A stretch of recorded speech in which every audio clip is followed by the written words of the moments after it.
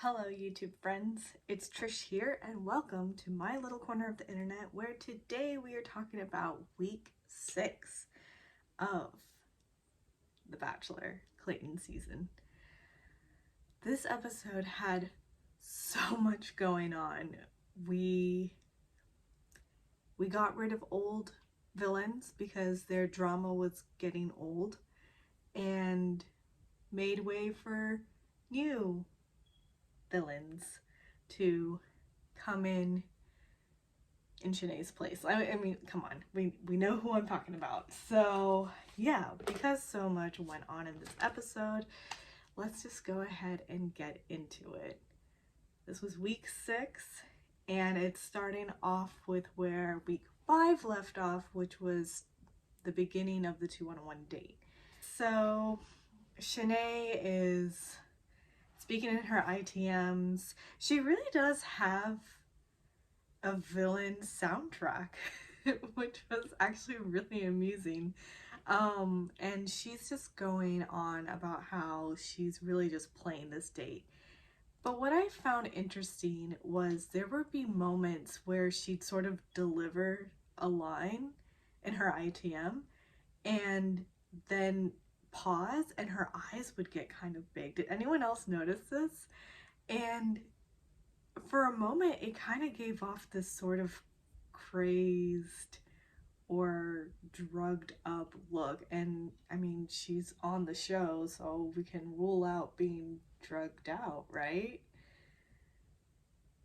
Don't want to say that she is crazy, but it's just coming off slightly psychotic and a little fearful, and I hope she's doing okay. So Clayton speaks with Genevieve first, and she's just talking about how she's been trying her hardest and it's always been an issue with her to really open up and be vulnerable, but she's doing her best and hopes that that will be good. But then Shanae speaks with Clayton and talks about how last night she overheard Genevieve talking about how she is not sure about being here and doesn't really want to be here, and she really thought that in the morning Genevieve was going to pack her bags and go home on her own. And so frankly, she's shocked that Genevieve is even there on the one-on-one date. She brought on the tears. In her ITM, she celebrates that she brought on the tears because it is very hard to do. It doesn't just come. So congratulations to Shanae, but only on the bringing up of the tears because it did not work out.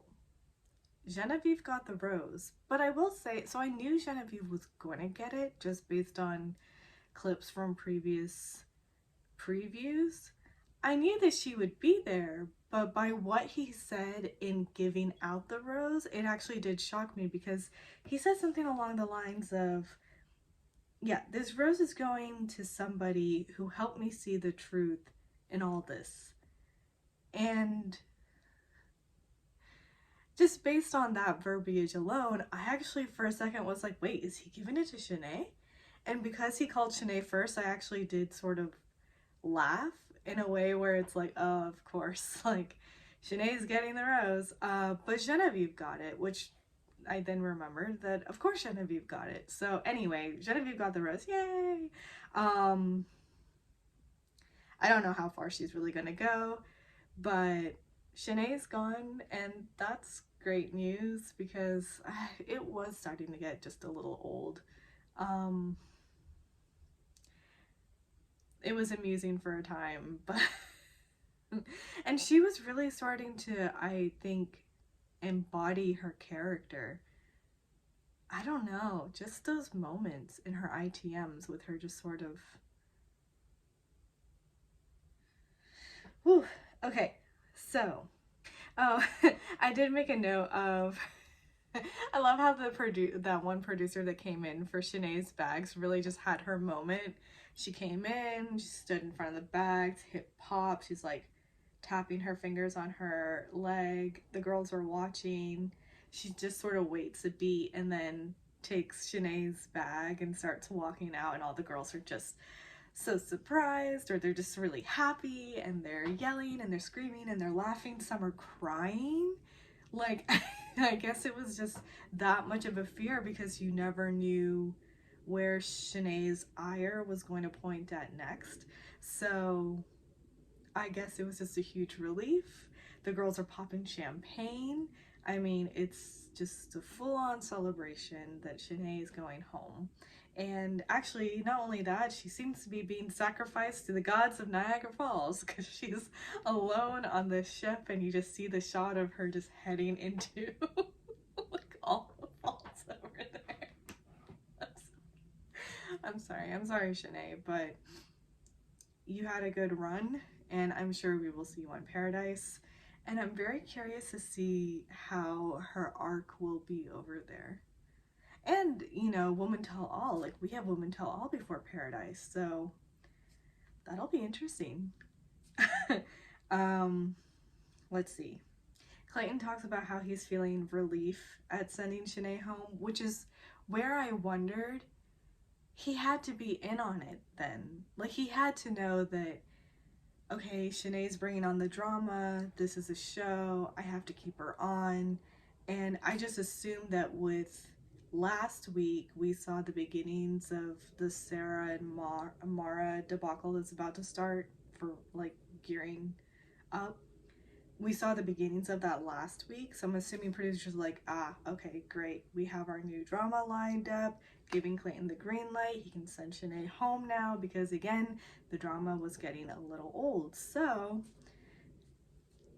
bring in Mara, talking about how she is of age to get married, she's in a stage in her life where she's ready for marriage, and that's what she wants, is to get married, to have kids, and have that life begin.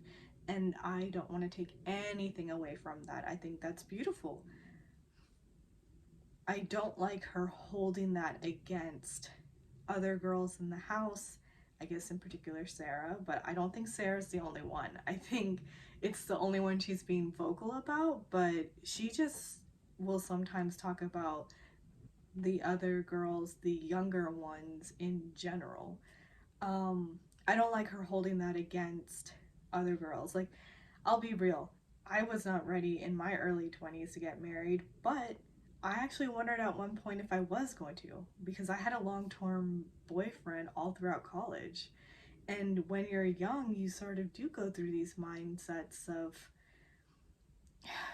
you know, society sort of makes it so that you're thinking, oh my goodness, by my like mid-20s I gotta find my man and I have to get married, so that by my late 20s we're hopefully having kids, and all of this before I turn 30, because apparently then I like, it's very dangerous to have kids after that. I mean, it's like shoved in our faces from a very young age that you have to like go to school, finish school, get a job, get a man, have kids.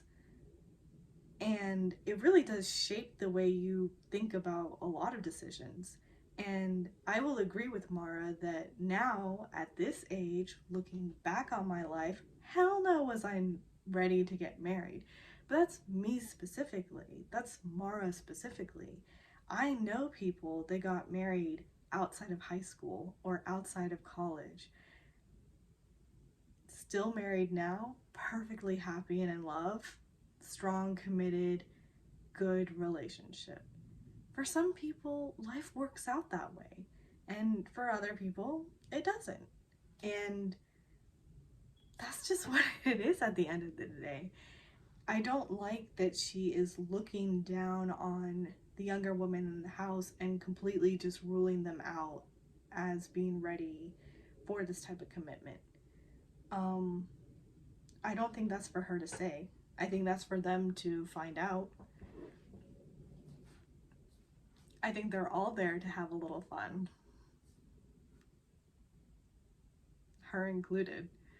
If you do well, you get so many Instagram followers out of this. Like, it's hard not to think about that kind of stuff in this day and age now, going into these types of shows as a contestant. Speaking of, have you guys seen, sorry, complete left turn over here. Gosh, I don't even remember what the show is called. I'll look it up and I'll write it down, but I just saw a trailer yesterday, I forget what a show I was, anyway, it doesn't matter. This trailer was for this sort of time period setting of essentially The Bachelorette. Like, it is a girl, but then her family is there too from the very beginning, and she's just gonna meet all these guys, but they're all decked out in, like, I don't know, early Victorian or whatever time period, and it just, but it's serious, but not. I have no idea what's going on. It seems a little ridiculous, but I'm also so very intrigued. So I do think I'm going to be watching it, and I probably will be recapping it. I don't know. We'll see. I'm not sure, but there's that. Anyway, getting back to week 6. So, let's see. The cocktail party. So it starts off with the girls just sighing this big sigh of relief and just saying that it's all good things from here because Shanae is out of the house.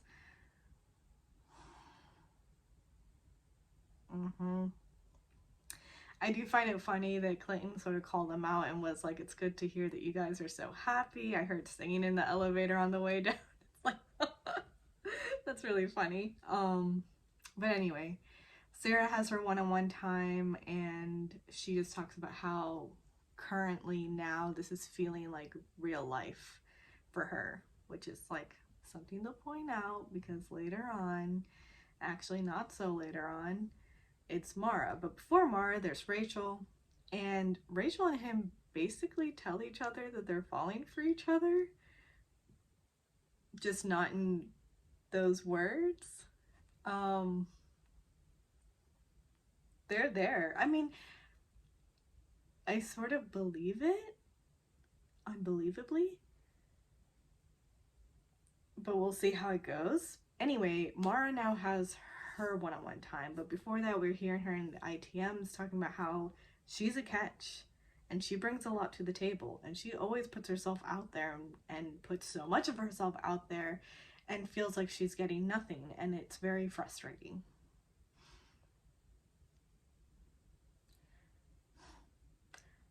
I do not want to put down her feelings at all. I think those are very valid feelings. I have felt that myself many a time. I think a lot of people do. You want to find that person that's just going to be there through thick and thin, just your person.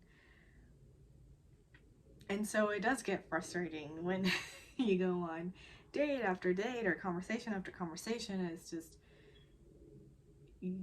especially when you get through these meetings where it's very clear that the other person maybe is just not on the same page as you or whatever, which is, again, not bad. Everyone approaches dating and has their own sort of needs that they're trying to get met in different ways. But sure, it gets very frustrating when you're feeling like you're just going and going and going and going, and you're showcasing what you have to offer, and you're not being met with sort of the same level of perseverance. I don't know. So I get that, but it's very important in those moments to remember that, okay, it wasn't this guy. Moving on. And I know that that's really difficult. And I know that in this process, especially, it's probably got to be extremely difficult. You're having to compete against multiple women, and that happens anyway in real life, but it's in front of your face at this point. And